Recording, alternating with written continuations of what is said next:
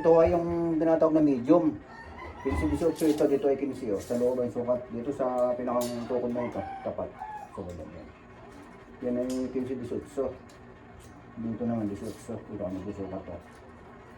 Magkaroon na naman konting difference yan, konting-konti lang ipapagawa ninyo dito yan. Kailangan yung angat dito. Dahil yung allowance halimbawa kung gaano kakan yung angat dito, halimbawa ay mga 1 pulgada. Ang ano dito sa kabayan, dapat dito ganun din. Ganun din dapat. Para siya ay balance na balance para sa parehas. Kung dito ay uno, dito uno rin. Yan, dahil pagkalumuwag dito yan, hindi parehas sa ano yan, magiging magkakaproblema yung plangkanin nyo. Dahil may mga medium na yung kabayo, malaking ganitong unahan, no. Imbis na 15-18 yun, ginagawa ko yung 16-18. 16 dito, dahil nga malaking ganito ng kabayo, 16 dito, 18. Yan, yun yung mga malalaki ang unahan na hindi tiyanin, yung mga hitad, yung maninig sa ganito, yung malalaki kakapalan na ito. Mayroon namang yung tawagin ay tiyanin sa medium. Yung malaki naman ng ganito, yung tiyanin. Imbis na 15-18, ginagawa ko naman dito yung 19. Dito. Dahil nga malaki yung tiyan, malaki yung huli ang ganito, ito naman pangkaraniwan, maliit yung unahan. Ang pinapagawa sa akin ng ginagawa ko, 15-19. Dito ay 15, dito 19. Yan, dahil nga parang kung ano yung angat dito, halimbawa ay uno, dito kailangan uno rin. Kung ang halimbawa yung angat dito ng uno, tapos dito ay dos, ay hindi yung tama. Kailangan ay para sa parasya. Ito yung hubog na kung ano yung katawan ng kabayo, hubog yan. Kaya kailangan ay para sa paras yung may paggawa ninyo.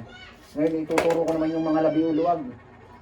Pag halimbawa ang kabang lumuwag ang langkanin nyo sa kabayo ninyo, pag luwag yan, pag luwag, dito luwag halimbawa, yung tinatawag na luwag dito yan, ano, luwag. Dito yan magkakadamit yung kabayo ninyo, gawa ng luwag ay wala itong diin. Kailangan yan, kung hindi nyo maidadala dito sa akin, kailangan ninyo dito, kailangan para dito ay dumala din. Lumapit din siya dito ng konti. Hindi kailangan ninyo.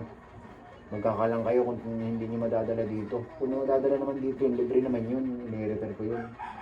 Titiputin yan. Ngayon, pag naman tinatawag na labi, di dito labi yan, labi yan.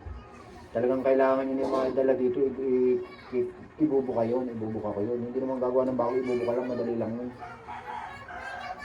Dahil pagka yan ay mayroon tang nagpapagawa sa akin, ang ginagawa naman ng iba nagpapagawa sa akin, kinakapalan ng tuduan sa pin.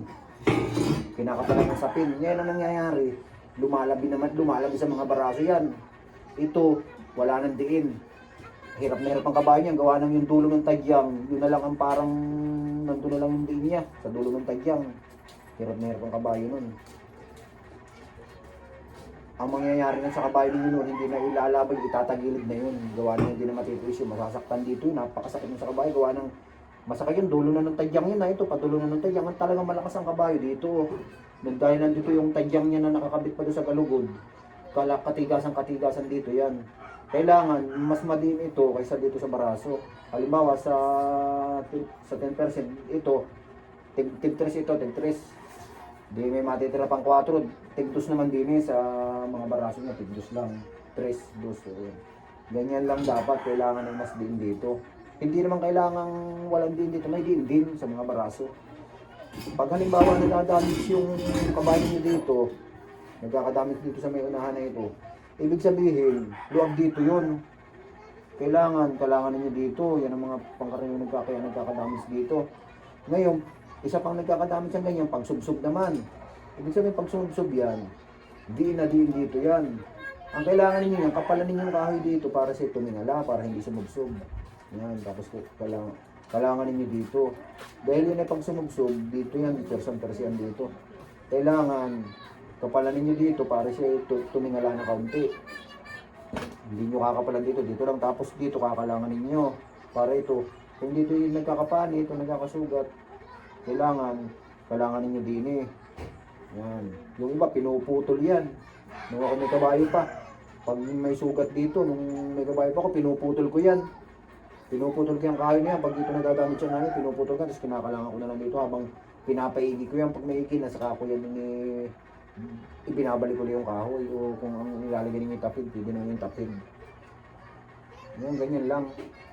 Dahil marami nga rito sa akin nagkapagawa na hindi pa sanay sila maglagay-lagay ng mga sapin. Minsan napapakapal, minsan napapanipis. Ang sinasabi ko lagi, kailangan priority nito ang nakadiin. Gawa ng dito kalakasan ng kabayo. Gawa ng ito, yung tagyang yan dito. Na ito lang sa may kalugod, kalakasan yan. Pag dito nyo yan kinapalan ng sapin, kinapalan nyo ng tudo yan, dito yung wala.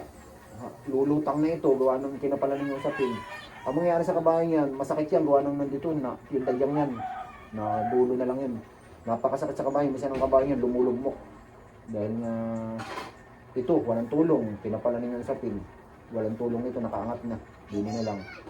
Tatagilid ng kabayo, minsan nilulugmok yan. Ganyan yung nangyayari.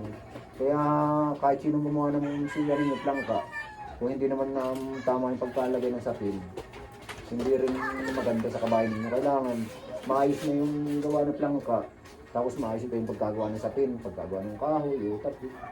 Ganyan lang ha.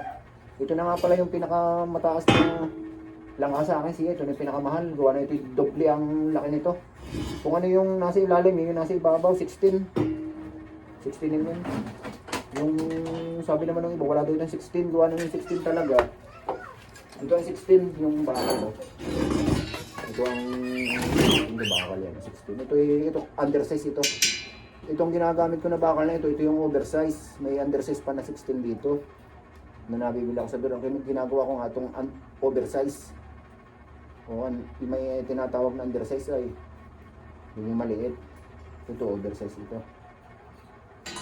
Ito wala itong sa akin, wala itong 16. Pero ito yung tawag na iba 16. Yan kung anong laki niyan, para siya talaga napakatibay niya. Kaya lang mabigat. Yan ako nakikialam sa mga nagpapagawa dito kung anong gusto nila. Ayaw ko makialam. Basta dito, karamihan nagpapagawa dito, hubog yan sa katawan ng kabayo. Ayaw nila nung ito'y unat. Marami rito, ayaw nila nung unat ito. Parang kagaya din ng mga gawa sa Mauban, sa Tayabas. Nangyari ko niyan, nakahubog yan. Kung nakikita nyo yung mga taga Mauban, yung mga magkakargaro, pinupukpuk pa nila yan, hinuhubog nila, yung mga mismong magkakarga, hinuhubog yan. Ayaw nila nung ito'y labas, yung nakalabas dyan. Gawa ng pag nangyayari yan dito yan, madadamage. Kailangan ito nakahubog sa katawan ng kabayo, pati sa hulihan. Yung ganyan na lang po. Mapapanood nyo ito sa account ng asawa ko, sa YouTube. Maraming salamat po.